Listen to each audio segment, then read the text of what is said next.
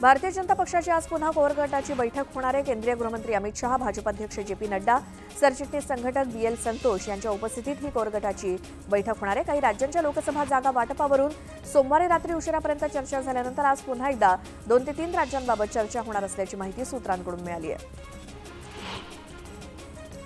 अनेक दिग्गज नेत्यांनी काँग्रेस पक्षाला रामराम ठोकलाय। यानंतर आता काँग्रेसला मुंबईमध्ये आणखी एक मोठं खिंडार पडण्याची शक्यता आहे। माजी खासदार प्रिया दत्त या शिवसेनेच्या वाटेवर असल्याची जोरदार चर्चा राजकीय वर्तुळात रंगली आहे। दरम्यान प्रिया दत्त यांनी मात्र काँग्रेस सोडून कुठेही जाणार नसल्याचं स्पष्ट केलं। काँग्रेस सोडण्याच्या बातम्या खोट्या असल्याचं त्यांनी माध्यमांना सांगितलं। राज ठाकरे मागील 4 दिवसात दुसऱ्यांदा दिल्ली दौऱ्यावरती आहेत आणि यावेळी महायुतीत सहभागी होण्याबाबत भाजप पक्षश्रेष्ठींशी ते चर्चा करण्याची शक्यता आहे। मात्र या बैठकीला फडणवीस अनुपस्थित असतील। दरम्यान मी कुणाला भेटायला आलेलो नाही, मला केवळ सांगितलं म्हणून मी आलोय अशी मिश्किल प्रतिक्रिया राज ठाकरेंनी दिली। राज ठाकरे यांनी महाविकास आघाडीसोबत यावं अशी इच्छा आमदार रोहित पवार यांनी व्यक्त केली आणि यावेळी त्यांनी भाजपवर देखील निशाणा साधला। पक्ष फोडूनही इतर दोन्ही पक्षांचा काही उपयोग नसल्याचं भाजपच्या लक्षात आलेलं असावं आणि त्यामुळे त्यांच्याकडून छोट्या पक्षांना भाव दिला जातोय असं रोहित पवार म्हणाले। महाविकास आघाडीचा जागावाटप अद्याप जाहीर झालेलं नाही। अशातच कोल्हापूरची जागा काँग्रेसच्या वाट्याला गेल्यानं सांगलीतून ठाकरे गट लढणार असल्याचं खासदार संजय राऊत यांनी म्हटलं। तर सांगलीची जागा आम्ही अजिबात सोडणार नाही, त्यासाठी टोकाची भूमिका घ्यावी लागली तरी चालेल अशी ठाम भूमिका काँग्रेस आमदार विश्वजित कदम यांनी घेतली। दरम्यान काँग्रेस प्रदेशाध्यक्ष नाना पटोलेंनी सुद्धा सांगलीच्या जागेवरती दावा केला। विशाल पाटील हे आमचे सांगलीचे उमेदवार असतील आणि येत्या 2 दिवसात आमच्या उमेदवारांची यादी जाहीर होईल असं पटोले म्हणाले। महाविकास आघाडीत सामील होण्यासंदर्भात कोणतीही चर्चा झाली नसल्याचं प्रकाश आंबेडकर म्हणाले। तर आपली भूमिका स्पष्ट करण्यासाठी आणखी वेळ असून इंडियामध्ये सामील होण्यासाठी कोर कमिटी सर्व निर्णय त्या संदर्भात घेईल असं म्हणत प्रकाश आंबेडकर यांनी वेट अँड वॉचचे संकेत दिलेत। नव्या मित्रांमुळे जुन्या मित्रांना विसरू नका असा खोचक टोला केंद्रीय मंत्री रामदास आठवले यांनी भाजपला लगावला। आरपीआयला किमान 2 जागा मिळायला पाहिजेत, त्यामुळे शिर्डी आणि सोलापूर या 2 जागांसाठी आपण प्रयत्नशील असल्याचं आठवले म्हणाले।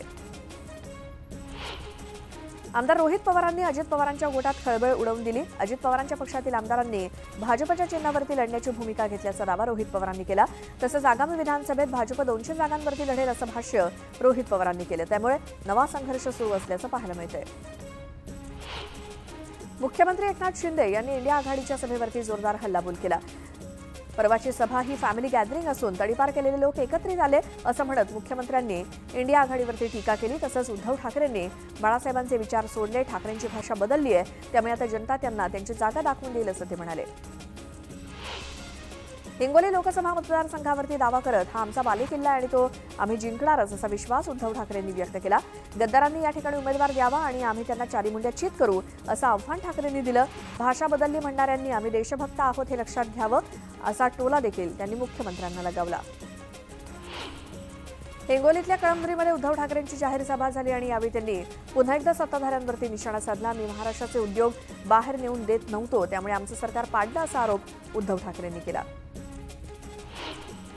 जागा वाटपाबाबत बोलताना जागा वाटप समन्वयानं होईल, योग्य वेळी निर्णय होईल आणि मुख्यमंत्री शिंदेंनी तसं जाहीर केलं। महाराष्ट्रामध्ये लोकसभेच्या 45 जागा पार होतील असं म्हणत मोदीजींचं 400 पारचं स्वप्न पूर्ण करू असं मुख्यमंत्री म्हणाले। पैसे वाटून पक्ष वाढवणं असा प्रकार अजित पवारांचा सुरू आहे। अजित पवार या निवडणुकीमध्ये जिंकू शकत नाहीत। अजित पवारांना आता माझा आवाका समजेल असा हल्लाबोल विजय शिवतारेंनी अजित पवारांवरती केला। दरम्यान विजय शिवतारे भेटले, मी त्यांना युती धर्म पाळण्यास सांगितलं असल्याचं मुख्यमंत्री शिंदेंनी सांगितलं। महायुतीत सर्व शिवसैनिक जो उमेदवार देतील तो निवडून आणणार असल्याचं त्यांनी म्हटलं।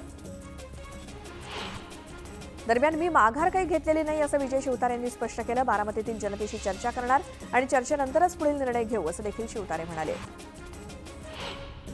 शिवसेना उद्धव बाळासाहेब ठाकरे पक्षाची लोकसभेसाठीची पहिली यादी समोर आली आहे। ठाकरे गटाच्या 18 उमेदवारांची ही पहिली यादी न्यूज 18 लोकमतच्या हाती लागली आणि सूत्रांच्या माहितीनुसार या यादीत दक्षिण मुंबईतून अरविंद सावंतांना तर दक्षिण मध्य मुंबईतून अनिल देसाई यांना, त्यासोबत छत्रपती संभाजीनगरातून चंद्रकांत खैरे यांना उमेदवारी देण्यात येणार असल्याचं समजतंय।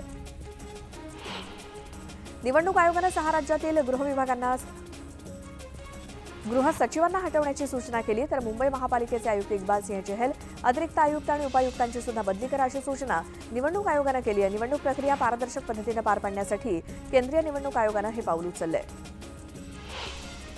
अपक्ष खासदार नवनीत राणा यांच्या विरोधात शिवसेना नेते आनंदराव अडसूळ मैदानात उतरलेत आणि त्यांनी भाजप पक्षश्रेष्ठींशी चर्चा करायला सुरुवात केली आहे। त्यासोबत नवनीत राणांना उमेदवारी किंवा पाठिंबा देऊ नका असं आवाहन अडसूळ यांनी भाजपला केलंय। त्यामुळे नवनीत राणांच्या अडचणीत वाढ होण्याची शक्यता आहे। रवी राणा यांनी महायुतीचा उमेदवार पाडावा याची सुपारी घेतली आहे का असा सवाल भाजपचे नेते तुषार भारतीय यांनी केलाय। रवी राणा हे वैफल्यग्रस्त झाले असून महायुतीचा उमेदवार पाडणं हाच त्यांचा उद्देश असल्याचं तुषार भारतीय म्हणाले। चंद्रकांत पाटलांनी भाजपनं आताच 48 जागा जिंकल्या असल्याचा ठाम विश्वास व्यक्त केलाय। विजय शिवतारेंवरती त्यांना प्रश्न विचारला असता फडणवीसांपुढे कुठलाही रुग्ण बरा होतो असा टोला त्यांनी लगावला आणि फडणवीसांना जेवढं लांबचं दिसतं ते कोणालाच नाही दिसत असं म्हणत त्यांनी फडणवीसांचं कौतुकही केलं। उदयनराजे भोसलेंना लोकसभेची उमेदवारी देण्याच्या चर्चांवर गिरीश महाजन यांनी प्रतिक्रिया दिली। उदयनराजे भोसले यांची उमेदवारी डावलण्याचा विषयच येत नाही, तिकीट वरिष्ठांकडून जाहीर होतंय, चर्चा सुरू आहे। 3 पक्षांची चर्चा सुरू असल्यामुळे उमेदवारी जाहीर व्हायला वेळ लागतोय असं गिरीश महाजन म्हणाले। छत्रपती संभाजीनगरातून एमआयएम कडून इम्तियाज जलील यांची उमेदवारी निश्चित झाली आहे। इम्तियाज जलील पुन्हा एकदा छत्रपती संभाजीनगरातून निवडणूक लढवतील। दरम्यान एमआयएम पक्षाचे अध्यक्ष असदुद्दीन ओवैसी यांनी जलील यांची उमेदवारी जाहीर केली। जळगाव लोकसभा मतदारसंघातील भाजपच्या उमेदवार स्मिता वाघ यांनी प्रचाराचं रणशिंग फुंकलं। प्रचारादरम्यान त्यांनी मंत्री अनिल पाटील यांची भेट घेतली। अनिल पाटलांच्या पत्नी जयश्री पाटील यांनी स्मिता वाघ यांचा शाल श्रीफळ देऊन सत्कार केला। नाशिक लोकसभेसाठी इच्छुक असलेले शांतिगिरी महाराज यांच्या बॅनरवरती जनार्दन स्वामी महाराजांचा फोटो लावल्यानं जनार्दन स्वामींच्या भक्तांनी आक्षेप घेतला। प्रचारासाठी जनार्दन स्वामींचे फोटो वापरू नये अशी भूमिका त्यांच्या भक्तांकडून घेण्यात आली। वर्ध्याच्या उपविभागीय अधिकाऱ्यांना सुटी मागणाऱ्यांसाठी अफलातून चक्कल लढवली आहे। दाराच्या पाठीवरतीच निवडणुकीच्या ड्युटी रद्द करण्यासंदर्भात भेटू नये असं म्हणत कागद चिकटवण्यात आले आणि कागद पाहूनच कर्मचारी माघार घेत आहेत आणि ही शक्कल म्हणजे चर्चेचा विषय ठरली आहे।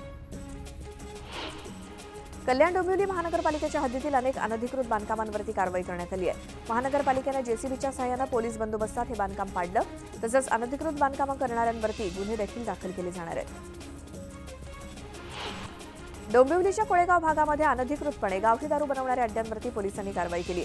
पोलिसांच्या पथकानं या ठिकाणी धाड टाकली आणि जवळजवळ लाख रुपयांचे दारू निर्मितीचं साहित्य आणि दारू सुद्धा नष्ट केली। यामध्ये 2000 लिटर दारू बनवण्यासाठी लागणारं साहित्य पोलिसांनी उद्ध्वस्त केलं।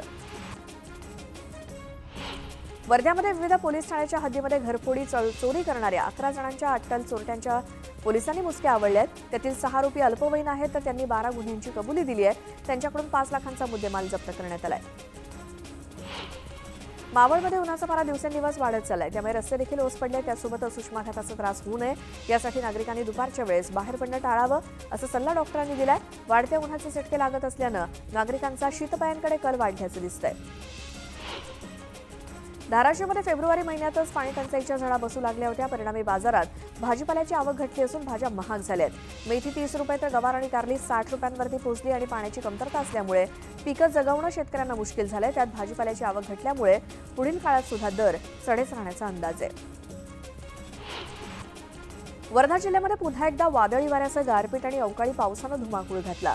पुलगाव, कुरझडी, आंजी या ठिकाणी पिकांचं मोठ्या प्रमाणात नुकसान झालंय, तर गोजी गावामध्ये जोरदार वाऱ्यामुळे 2 ते 3 घरांवरचे पत्रे उडालेत, तर काही ठिकाणी विजेचे खांब कोसळल्यानं वीज पुरवठा खंडित झाला। धाराशिवच्या तुळजापूर तालुक्यातील पांगरदरवाडीमध्ये डेंग्यूच्या साथीनं थैमान घातलंय। गेल्या महिनाभरापासून डेंग्यूचे 25 रुग्ण आढळलेत।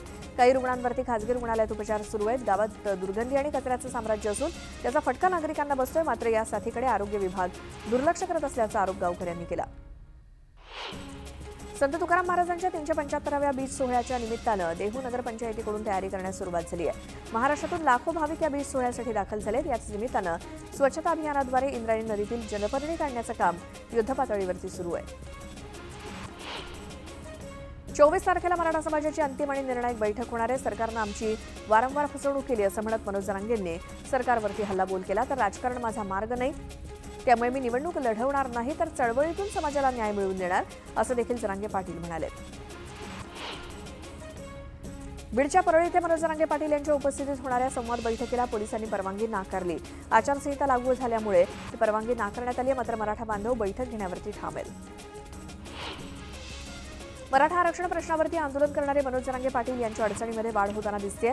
जरांगे पाटलांना बीडच्या शिरूर पोलिसांनी नोटीस बजावली. बीडच्या इशारा सभेमध्ये वापरण्यात आलेल्या जेसीबीची माहिती घेण्याचं काम सुरू आहे.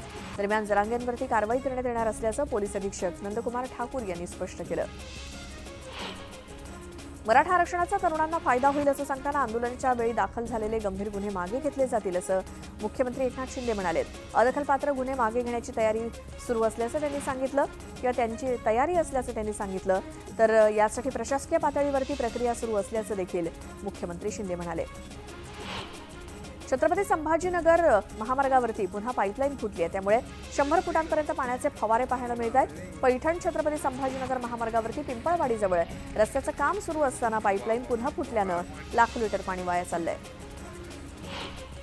सोयाबीनला भाव मिळत नसल्यामुळे जालना जिल्ह्यातील शेतकरी आर्थिक अडचणीत सापडलाय. जालना जिल्ह्यात कापसासह सोयाबीन हे महत्त्वाचं पीक आहे. मात्र भाव मिळत नसल्यामुळे बहुतांश शेतकऱ्यांच्या घरी सोयाबीन पडू नये आणि सोयाबीनला सध्या फक्त 4,500 रुपयांपर्यंत दर मिळत असल्यानं शेतकरी हवालदिल झालाय. परभणी जिल्ह्यातील ग्रामीण भागामध्ये रस्त्याची दुरवस्था झाली आहे. त्यामुळे वाहनधारकांसोबतच नागरिकांना नाहक त्रास सहन करावा लागतोय. तर दैठणा माळसोना मार्गावरती खड्ड्यांचं साम्राज्य निर्माण झाल्यानं अपघाताच्या प्रमाणात वाढ झाली आहे. त्यामुळे रस्ते दुरुस्तीची मागणी जोर धरू लागली आहे. चिर्ले पत्रादेवी कोकण द्रुतगती मार्ग आणि रेवस रेडी सागरी महामार्गादरम्यान पालघर, रायगड, रत्नागिरी आणि सिंधुदुर्गमधील 449 चौरस किलोमीटर क्षेत्रामध्ये 13 नवनगरं विकसित केली जाणार आहेत. यामध्ये रत्नागिरी आणि सिंधुदुर्ग जिल्ह्यातील प्रत्येकी 3 ठिकाणी ग्रोथ सेंटर म्हणून जाहीर करण्यात आली आहेत. बीडच्या पाटोद्यातील चिखली गावामध्ये जुन्या वादातून गोळीबार झाल्याची धक्कादायक घटना समोर आली. या गोळीबारात 2 जण गंभीर जखमी झाले. त्यांच्यावरती बीडमधल्या शासकीय रुग्णालयात उपचार सुरू आहेत. पोलिसांकडून या घटनेचा तपास सुरू असून गोळीबाराचं कारण अद्याप अस्पष्ट आहे. पनवेल बैलगाडा शर्यत गोळीबार प्रकरणातील आरोपी राहुल पाटील याच्या अडचणीत वाढ झाली आहे. राहुल पाटील याला कोर्टानं 20 मार्चपर्यंत पोलीस कोठडी वाढवली आहे. तर या प्रकरणी पोलिसांनी आणखी 3 आरोपींना ताब्यात घेतले आणि गोळीबार करणारा पोलिसांच्या रडारवरती असून त्याला लवकरच ताब्यात घेतलं जाण्याची शक्यता आहे. ठाणे पोलिसांनी तब्बल 27 कोटींहून अधिक किमतीचे अंमली पदार्थ जप्त केलेत. काही दिवसांपूर्वी ठाणे पोलिसांनी मेफेड्रोन या अंमली पदार्थासह एका तरुणाला अटक केली होती आणि त्याच्याकडे 15 ग्रॅम इतक्या वजनाचे मेफेड्रोन सापडले होते. त्या आरोपीच्या तपासातून पुढे पोलिसांना मोठी माहिती मिळाली आणि पोलिसांनी आता थेट अंमली पदार्थ बनवणाऱ्या एका कारखान्याचा पर्दाफाश केला. सांगलीच्या मिरजेत वेल माशाच्या उलटीची तस्करी करणाऱ्या टोळीला सांगली पोलिसांनी ताब्यात घेतलंय.